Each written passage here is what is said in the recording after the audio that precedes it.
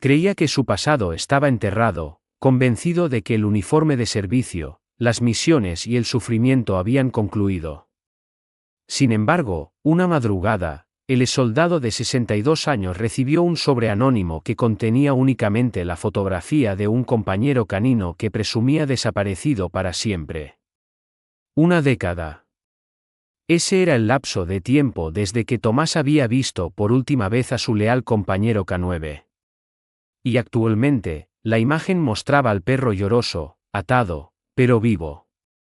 Una mañana inicialmente tranquila en los Apalaches se convirtió en una odisea que superaba cualquier previsión, una expedición cargada de verdades ocultas, traición y una conexión tan resistente que trascendía la temporalidad y la quietud.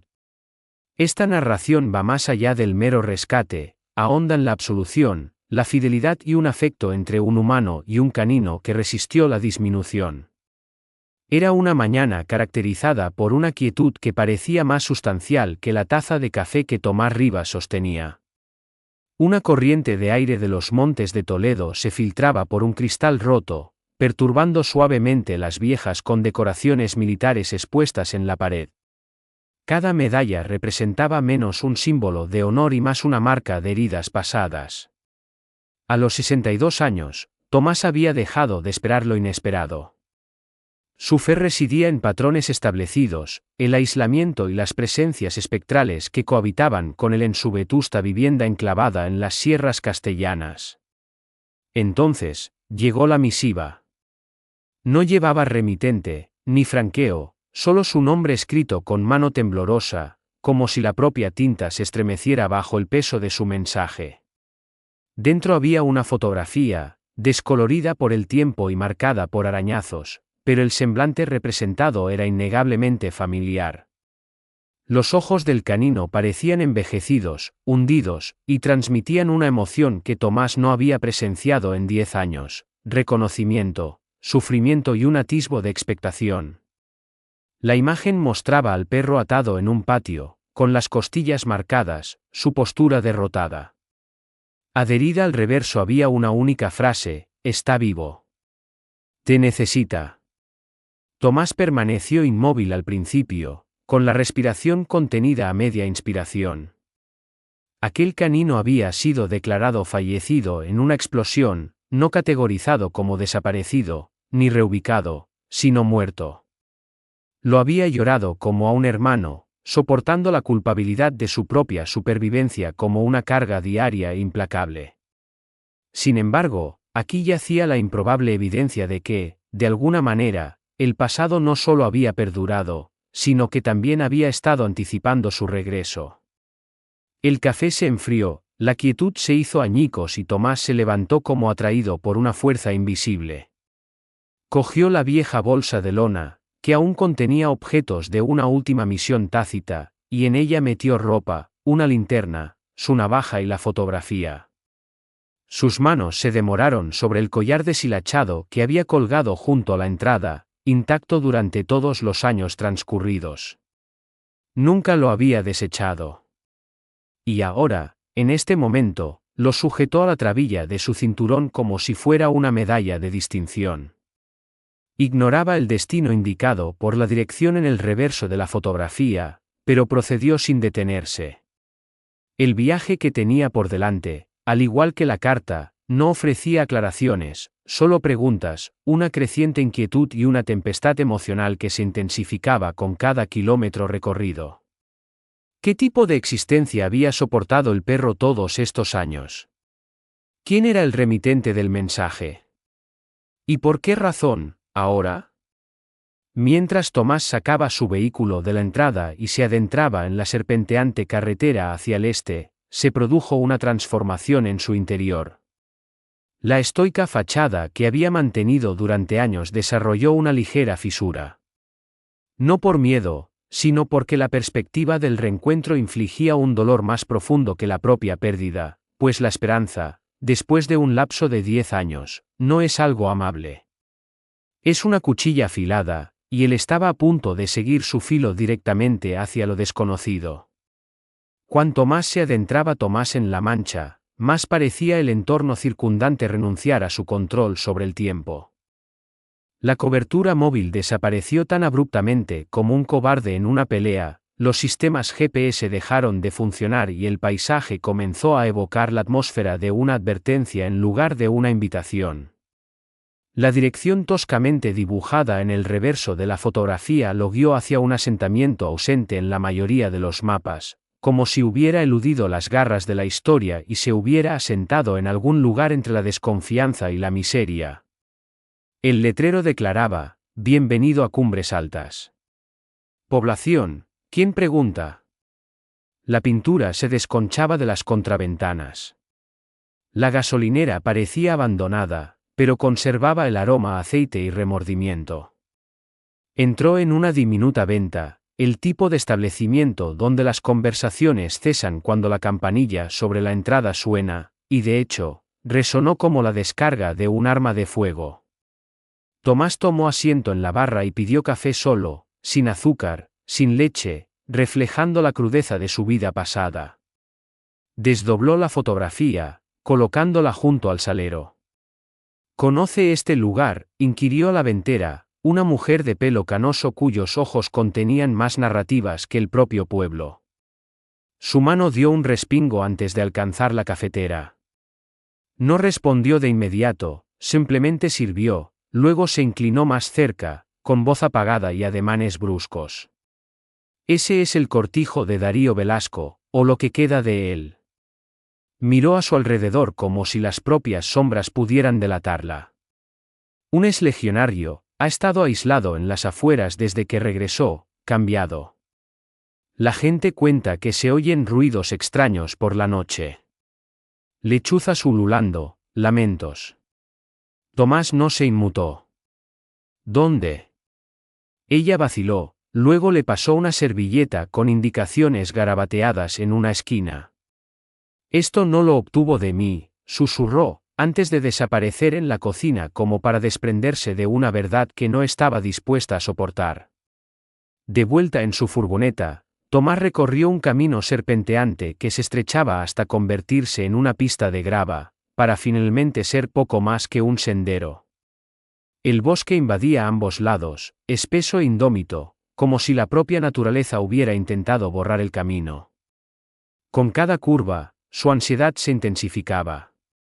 La atmósfera cambió, volviéndose más fría, más densa, y entonces apareció una casa, o más bien, los restos esqueléticos de una, con el revestimiento colgando como carne lacerada. Un columpio crujía en una única cadena oxidada. Las malas hierbas habían invadido la entrada, el porche, la esencia misma del lugar. No estaba simplemente abandonado, estaba profanado.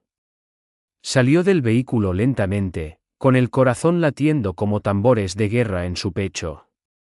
Llamó una vez, sin respuesta. Una segunda vez, aún silencio. Pero entonces, un sonido, débil, trémulo, ni un ladrido, ni un gruñido, sino un gemido, un lamento tan delicado que le dolían los huesos. Lo siguió, sus botas crujiendo sobre cristales rotos y hojas caídas, hacia el patio lateral. Su pulso se aceleró. El sonido se volvió más nítido, más familiar.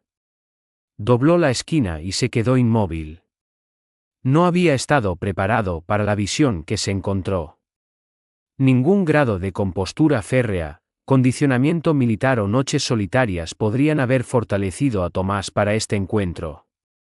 Más allá del cobertizo destartalado, enmarcado por madera podrida y vallas corroídas, había una escena que parecía ajena a este mundo. Un perro estaba atado a una estaca clavada tan profundamente en la tierra que bien podría haber sido un marcador para una tumba. Su pelaje era escaso, con cicatrices que transmitían historias más salvajes de lo que las palabras podrían articular jamás. Los huesos sobresalían contra su piel. Sus ojos, vacíos y vacilantes, miraron hacia arriba a través de la mugre y los insectos, y se fijaron en Tomás. No hubo ladrido, ni salto exuberante de alegría, solo un momento suspendido de reconocimiento, sumamente frágil, como si el perro no se atreviera a confiar en la veracidad de lo que contemplaba. Por un instante, pareció que podría gruñir, su labio se crispó, su cuerpo congelado en un estado entre la defensa y la incredulidad. Entonces, ocurrió. Un sonido, crudo y destrozado, escapó de su garganta. Un gemido tan impregnado de agonía, memoria y profundo anhelo que fracturó el aire como un trueno. Tomás se arrodilló, su cuerpo reaccionando antes de que su mente pudiera procesarlo. Extendió los brazos y pronunció la única palabra que tenía significado: compañero. El perro dio un paso vacilante hacia adelante, luego otro, las cadenas tintineando como grilletes en una penitenciaría. Y entonces, como si los 10 años precedentes hubieran sido una única y prolongada pesadilla, el perro se desplomó en el abrazo de Tomás. Cada músculo temblaba, cada hueso se estremecía. Enterró la cabeza en el pecho de Tomás como un niño que regresa de un conflicto.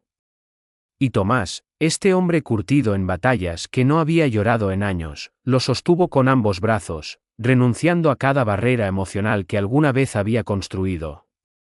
Por un instante fugaz, el tiempo se detuvo. El viento amainó. La carga de una década se disipó en aquel solitario abrazo. Pero, naturalmente, la verdadera tranquilidad es efímera, no en tales lugares, no en narrativas tan cargadas. Una voz gélida atravesó el momento como alambre de espino: aléjate. Tomás se giró. Situado al borde del porche destartalado había un hombre cuyos ojos parecían brasas extinguidas: Darío Velasco. La escopeta que sostenía claramente no era para mera exhibición. La levantó, con el dedo preparado. Dio un ultimátum de 5 segundos: márchate, o los neutralizaría a ambos. Tomás no se movió. Permaneció arrodillado, con las manos aún rodeando al perro. Su voz no se elevó, no suplicó. Simplemente afirmó: me pertenece. La expresión de Darío permaneció inalterada. Te pertenecía. Ya no. Detrás de Tomás, el perro emitió un gruñido bajo, más un temblor que un sonido audible, débil, pero inflexible. Y entonces Darío descargó el arma, no contra ellos, sino directamente al cielo. El estruendo reverberó entre los árboles, una advertencia al mundo.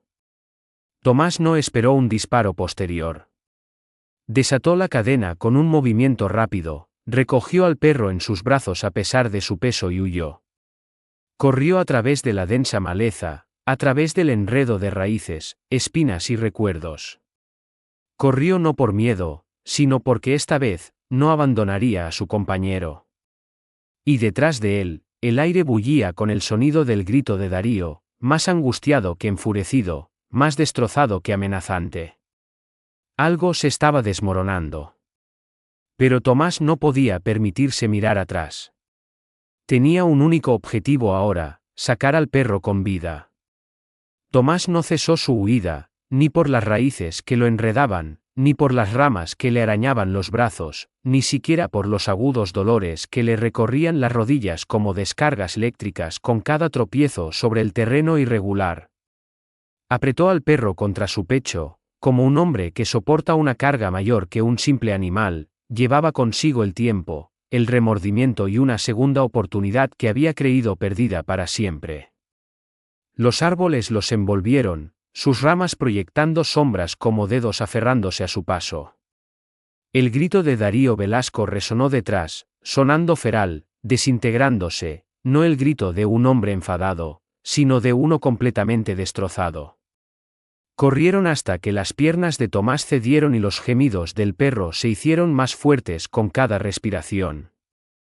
Descubrió refugio cerca de un estrecho barranco al sur de Cabañeros, un puesto de caza abandonado, cubierto de maleza y olvidado por el paso del tiempo. Era menos un refugio y más un espacio clandestino compartido entre la tierra y aquellos lo suficientemente desesperados como para localizarlo. Tomás depositó suavemente al perro, él mismo sin aliento y temblando, su camisa de franela saturada de transpiración y aprensión. El cuerpo del perro se crispaba con pequeñas convulsiones, sus patas se movían como si aún intentara correr incluso en reposo. Y entonces Tomás lo observó: una incisión, no una herida externa, sino quirúrgica, deliberada, suturada y curada imperfectamente, como si el cuidado no hubiera sido parte del plan. Recorría el abdomen, justo encima de la caja torácica. Sus dedos flotaron sobre ella, inseguro de si tocarla infligiría más daño que bien. El perro tembló, no por el frío, sino por el recuerdo. Tomás permaneció en silencio, las palabras parecían inútiles. En lugar de eso, colocó una mano sobre el pecho del perro y simplemente la mantuvo allí, permitiendo que el animal sintiera algo que no había experimentado en años, calor humano desprovisto de dolor acompañante. El bosque circundante parecía respirar. Las lechuzas llamaban y un arroyo distante murmuraba. Sin embargo, Tomás no podía disipar la sensación de que no estaban solos. Había aprendido hacía mucho tiempo a percibir cuando lo observaban. El silencio no estaba vacío, estaba expectante. Al caer la oscuridad, construyó una pequeña fogata usando su pedernal de bolsillo y ramitas húmedas, apenas suficiente para calentar sus manos. El perro se acercó más, apoyando la cabeza en el muslo de Tomás. Lo miró con ojos que habían presenciado demasiado. Y Tomás susurró, no para consolar al perro, sino para tranquilizarse a sí mismo: «Estás a salvo ahora. Te tengo». Pero incluso mientras pronunciaba las palabras, sintió que algo andaba mal. Esa incisión no era resultado de negligencia o crueldad callejera. Alguien había realizado un acto intencionado. Y el perro no solo había sido confinado, había sido silenciado, alterado. Un chasquido en la distancia. Tomás instintivamente alcanzó su navaja, sus ojos escudriñando los alrededores. Podría haber sido un tejón o un ciervo, pero también podría haber sido un hombre en un vehículo sin distintivos, siguiendo el rastro que habían dejado. Aquella carta no había sido un acto de bondad, había sido un punto de ignición, y las chispas invariablemente significaban una conflagración mayor. Al amanecer, el perro gimió de nuevo, solo una vez, su cuerpo crispándose como si respondiera a algo invisible. Tomás lo abrazó con fuerza. «No estás solo esta vez. Lo que sea que hicieron, lo que sea que estén ocultando, lo descubriremos juntos». Miró hacia los montes de Toledo, la niebla flotando sobre la cresta como fantasmas sin nombre. Y en lo más profundo de sus entrañas, una sensación le dijo que no solo estaban huyendo de un hombre destrozado con un arma de fuego, avanzaban hacia un secreto que alguien desesperadamente quería mantener enterrado. Y ese secreto respiraba a su lado. Por la mañana, las botas de Tomás estaban saturadas de rocío y cargadas de tensión. El perro no se había movido significativamente, pero sus ojos seguían cada susurro, cada sombra, como si anticipara el siguiente golpe. Su respiración era superficial, indicativa no de pánico, sino de dolor. La incisión, el temblor, la forma en que sus orejas se movían como un receptor de radio captando interferencias, algo estaba profundamente mal, y Tomás sabía que el bosque no tenía soluciones. Necesitaba ayuda, y rápido. Un fragmento de esperanza lo guió a Almadén, Ciudad Real, una pequeña comunidad situada en la tranquila periferia de Sierra Morena. Era el tipo de lugar donde los habitantes saludaban simplemente porque uno existía, pero donde los secretos, no obstante, acechaban bajo la superficie. Llevó al perro a una clínica veterinaria local, distinguida por sus ventanas rotas, un letrero torcido y el olor antiséptico que golpeaba como un recuerdo conmovedor. La doctora Carmen Eras era más joven de lo que había anticipado, pero poseía la fatigada seguridad en sí misma que solo aquellos que salvan vidas, una sutura a la vez, realmente adquieren. Sus ojos se abrieron de par en par al observar el estado del perro, pero su expresión cambió de solicitud a incredulidad cuando escaneó un tatuaje oculto bajo el pelaje apelmazado detrás de su oreja izquierda. No era un microchip, ni un identificador de adopción. Era militar. Eco 47, susurró, trazando la tinta desvaída. Porque este perro lleva un código de proyecto del Ministerio de Defensa. Tomás se tensó. Esa designación no pertenecía a la circulación pública, de hecho, apenas pertenecía a los registros oficiales. Ella desapareció en la parte trasera de la clínica, luego reapareció con una polvorienta carpeta de cartulina recuperada de un cajón etiquetado como inactivo. Ninguna clínica veterinaria debería haber poseído tal archivo, pero allí estaba. La portada rezaba, clasificado, sujeto, ECO 47. El contenido se sintió como una serie de pinchazos agudos. Páginas que detallaban procedimientos quirúrgicos experimentales, evaluaciones de respuesta neuronal, anulaciones de comportamiento, terminología técnica que retorcía las entrañas de Tomás. Había diagramas que ilustraban filamentos metálicos implantados a lo largo de la columna vertebral, frases como disparador de respuesta externa y marcadores de lealtad controlados. No se parecía al entrenamiento, se parecía a la programación. Carmen parecía visiblemente afectada. Un hombre llegó hace años, nos indicó que lo guardáramos en el cajón. Dejó dinero en efectivo. Nos dijo que no hiciéramos preguntas si el perro alguna vez entraba. Tomás sintió que el suelo se movía bajo él, no físicamente, sino con el tipo de desplazamiento que señala una fisura fundamental en la comprensión de uno. Su perro no había sido olvidado, había sido silenciado, explotado, modificado y luego descartado. Y justo cuando las cosas parecían incapaces de empeorar, Tomás lo notó, movimiento fuera de la clínica. Un todoterreno negro, con los cristales tintados más allá de los límites legales, motor en marcha, aparcado pero claramente no desocupado. Alguien lo había seguido. Alcanzó la correa. Tenemos que marcharnos. Carmen vaciló, su terror palpable. No llegarás lejos. Debo hacerlo, afirmó Tomás, con la mirada fija en el perro. No es un proyecto. Es mío. Mientras envolvía al perro en una manta y se dirigía hacia la salida trasera, Carmen le metió algo en la mano, una memoria USB. Esto estaba en el archivo. No lo examiné, pero me alarmó lo suficiente como para crear una copia. Tomás asintió una vez, las palabras le fallaron. No había ninguna adecuada para transmitir sus emociones. Se deslizó por el callejón detrás de la clínica, con el corazón palpitante. El perro se acurrucó en su pecho. Cada paso adelante ahora no era simplemente hacia la seguridad, era hacia la verdad. Y sin importar el costo, había terminado de huir de ella. Tomás no regresó a la carretera principal. Se desvió de la ruta principal, adentrándose profundamente en los recovecos de Sierra Morena. No lo dirigía un GPS, sino un sentido innato, del tipo cultivado a través de toda una vida de evadir proyectiles y verdades a medias. Con el perro acomodado en el asiento del pasajero, envuelto en franela y quietud, condujo más allá de las señales de bienvenida y las rutas turísticas frecuentadas, más allá de las áreas seguras, más allá de los lugares destinados al consumo público. Buscó los lugares que la gente olvidaba mencionar. Llegó a un viejo puesto de guardabosques justo cuando se acercaba el crepúsculo.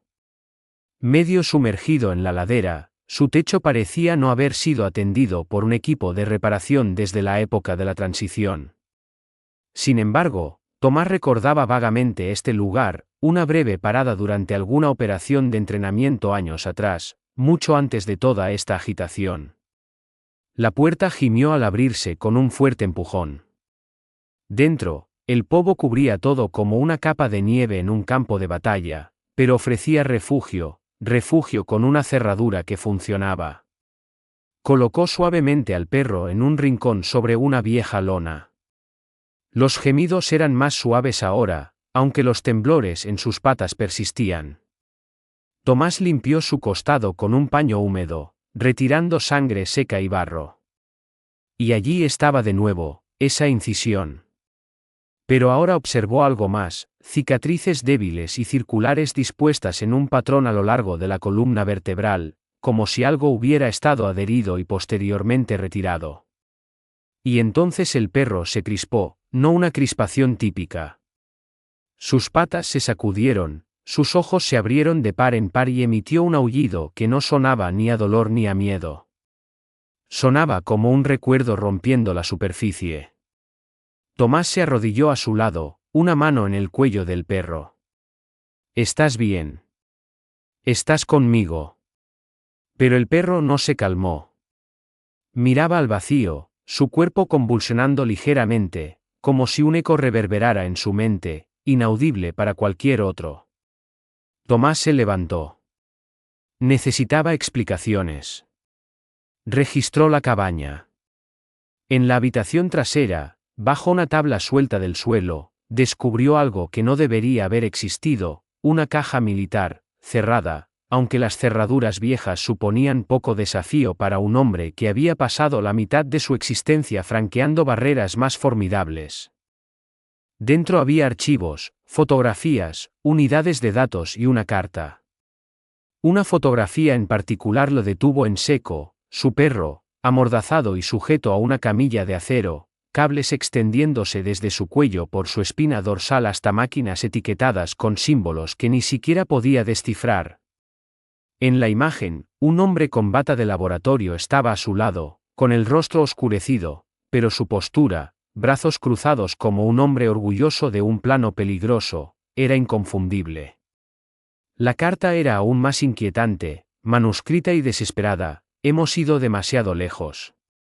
Eco 47 no olvidó. Recuerda órdenes que nunca emitimos. Responde a voces que nadie más percibe. Intenté terminarlo. Ellos me borraron a mí en su lugar». Tomás se sentó en el rincón de aquella habitación, la carta temblando en su mano. Ya no se trataba de lo que se había hecho, sino de por qué. ¿Por qué habían diseñado algo tan inteligente, tan devoto, solo para enterrarlo? La respuesta arañaba su conciencia, porque habían fracasado, y el fracaso que camina a cuatro patas y recuerda tu nombre es peligroso. Miró al perro, que finalmente se había calmado de nuevo, con la cabeza apoyada en sus patas. Por un momento, se parecía a cualquier otro pastor cansado. Pero Tomás ahora sabía más. Detrás de aquellos ojos cansados yacía una tormenta que había sido reprimida durante una década. Susurró: «No solo intentaron romperte. Intentaron borrarte». El perro permaneció inmóvil, pero su cola golpeó una vez, un reconocimiento lento y suave. Tomás se apoyó contra la pared, con la mirada fija en el techo. Había comenzado este viaje con esperanza, ahora poseía una determinación ardiente. Y en los restos de todo lo que habían perpetrado, una verdad perduraba: no permitiría que le infligieran esto a nadie más. Se acercaba la mañana, y con ella, un día de rendición de cuentas. Tomás había enfrentado descargas enemigas, atravesado paisajes bombardeados y perdido más camaradas de los que cualquier individuo debería soportar. Sin embargo, nada lo había preparado para esto, este conflicto silencioso librado en sombras y expedientes sellados. Esto no era combate, era corrupción. Y el teatro de operaciones no era un desierto lejano, era el propio territorio español. Condujo hasta las afueras de Madrid, un lugar del que alguna vez se habló en susurros en los círculos militares como la cuna de la energía nuclear y el depósito de otros secretos. Ahora parecía bastante inocuo: complejos de oficinas, estructuras gubernamentales anodinas y calles tranquilas donde las verdades ocultas iban a expirar. Pero Tomás no buscaba un cierre, buscaba una confrontación. Dentro de una de las instalaciones, oculta tras capas de señalización de solo uso retirado, y paredes cubiertas de polvo, se sentaba un hombre que Tomás nunca anticipó volver a encontrar: el coronel Álvaro Sanz. El individuo que una vez había supervisado unidades caninas tácticas avanzadas antes de desaparecer tras documentos de jubilación y puertas fuertemente aseguradas. El tiempo no lo había suavizado, sus ojos seguían agudos, pero ahora contenían una emoción diferente, miedo. Tomás colocó la caja de archivos sobre el escritorio, como un juez dictando sentencia. Lo explotaste. Los explotaste a todos. Y ni siquiera lograste ocultarlo adecuadamente. Sanz inicialmente permaneció en silencio, simplemente mirando la puerta, calculando posibles rutas de escape. Pero entonces Argos cojeó junto a Tomás, su cuerpo desgastado, pero su postura resuelta, su mirada fija en el hombre que una vez lo había enviado a situaciones peligrosas. La voz de Sanz flaqueó. No estaba destinado a sobrevivir. La atmósfera en la habitación se volvió pesada. Tomás se inclinó hacia adelante. Pero lo hizo. Y ahora informarás al mundo de tus acciones. La compostura de Sanz se hizo añicos como un cristal frágil.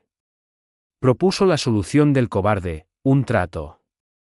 Márchate. Recibirás beneficios de veterano. El perro recibirá atención médica de primera. Haremos que esto desaparezca. Argos gruñó, una advertencia baja y gutural que hizo vibrar las patas de la silla. Tomás negó con la cabeza. No, ya no obtienes silencio. Obtienes la verdad. Al girarse para marcharse. Un oficial intentó obstruir la entrada, pero Sanz, derrotado, levantó la mano. Déjalo ir. Fuera, el sol golpeaba el hormigón como si intentara incinerar la podredumbre. Un hombre vestido de civil se acercó a Tomás, deslizando discretamente una carpeta en su bolsillo sin decir palabra. Era una filtración, un volcado completo de archivos del proyecto, pruebas sin tachaduras. El mismo hombre señaló hacia una fila de furgonetas al otro lado del aparcamiento, reporteros, luces, cámaras, preguntas. Argos no se inmutó. Tomás se irguió, la correa enrollada alrededor de su mano, no como un medio de contención, sino como un símbolo de conexión, de prueba. Habló poco, lo justo, lo suficiente para encender una chispa, para revelar los rostros detrás de los archivos, para permitir que el perro a su lado se enfrentara al objetivo de cada cámara y recordar al mundo que el silencio tiene sus límites. Esa tarde, Argos fue sacado con cuidado por voluntarios. Sus patas permanecían rígidas, su respiración dificultosa, pero su cola se movió, solo una vez. Pero fue suficiente. Tomás lo siguió, plenamente consciente de que los acontecimientos subsiguientes no serían ni limpios ni fáciles, pero serían justos. Porque esta historia no trataba de venganza, trataba de responsabilidad. Y solo acababa de comenzar. No ocurrió de la noche a la mañana, tales cosas rara vez lo hacen. Narrativas como la de Tomás y la del perro no ganan tracción porque alguien lo desee, lo hacen porque el mundo las necesita. Un mes después, un titular atravesó el clamor de las redes sociales como un rayo en un cielo árido. Veterano se reúne con K9 llorando después de una década, expone encubrimiento militar. Estaba en todas partes, programas de televisión matutinos, podcasts, comparecencias en el Congreso. De repente, el perro no era simplemente un superviviente, era un símbolo de traición, de fortaleza, de un vínculo que ningún experimento podía anular. Furgonetas de noticias se estacionaron frente a las puertas del complejo militar durante días. Los manifestantes se congregaron con pancartas que proclamaban, justicia para ECO 47, y, los perros no son armas. Fotografías del físico lleno de cicatrices del perro y sus ojos conmovedores se convirtieron en emblemas virales para cada individuo que alguna vez se había sentido explotado y olvidado. Las donaciones llegaron a raudales. Los abogados ofrecieron su experiencia de forma voluntaria. Los legisladores pidieron investigaciones. Ya no se trataba únicamente de un perro, concernía a todos ellos. Sin embargo, Tomás no buscaba atención pública. La fama no facilitaba la curación, distraía. Él y el perro se mudaron a una tranquila cabaña cerca de la Sierra de Guadarrama, nada extravagante, pero contaba con un espacioso porche, una buena vista de las montañas y una comunidad que se abstenía de hacer demasiadas preguntas. Los lugareños ofrecían saludos pero respetaban su privacidad, lo cual era ideal. Por primera vez en mucho tiempo, tanto el hombre como el perro podían respirar sin la aprensión de ser escuchados. Los días eran sencillos, las mañanas comenzaban con café recién hecho y suaves gruñidos del perro mientras se estiraba, paseos por senderos neblinosos donde los ciervos se detenían a mitad de camino simplemente para observarlos, tardes llenas de silencio ganado, no del tipo opresivo y punitivo que ambos conocían demasiado íntimamente. La curación no se manifestó en grandes pronunciamientos, llegó gradualmente, la forma en que el perro finalmente dejó de encogerse cuando Tomás se movía demasiado rápido, la forma en que comenzó a presentar una piña en el porche como si fuera alguna ofrenda sagrada, la manera en que movía la cola, no exuberantemente, aún no, sino con una cadencia constante que transmitía, todavía estoy aquí. Una mañana, Tomás se despertó con el aroma de la lluvia sobre la madera y el tipo de iluminación dorada que aparece solo cuando la naturaleza desea ofrecer una disculpa. Salió al porche con una taza de café y descubrió al perro sentado al borde, erguido, alerta, pero no tenso, simplemente observando el amanecer. Sus orejas se movieron ante las llamadas de los pájaros, sus ojos fijos firmemente en el horizonte. Sin llorar, solo presente, vivo. Tomás se sentó a su lado en silencio. Sin correa, sin palabras, solo ellos dos compartiendo el mismo momento, el conflicto detrás de ellos, el mundo intentando comprender. Miró hacia abajo, la cabeza del perro descansaba suavemente contra su rodilla. Ninguna cicatriz podía alterar su esencia. Ningún archivo podía reducirlo a un simple número. Ninguna máquina podía replicar ese calibre de lealtad. Tomás susurró, casi para sí mismo, nunca estuviste roto. El perro no respondió, no tenía necesidad. Y esa es la naturaleza de historias como esta, no concluyen realmente, resuenan. A través de cada refugio que recibe una segunda consideración. A través de cada soldado que se pregunta si su compañero K9 regresó a casa. A través de cada niño que aprende que a veces el acto más valiente es esperar. Tomás nunca se convirtió en un orador público. No se embarcó en una gira de libros. No vendió los derechos cinematográficos. Pero esa cabaña, ese porche, se convirtió en un lugar de peregrinación. Los veteranos venían a sentarse un rato. Los rescatistas venían a escuchar.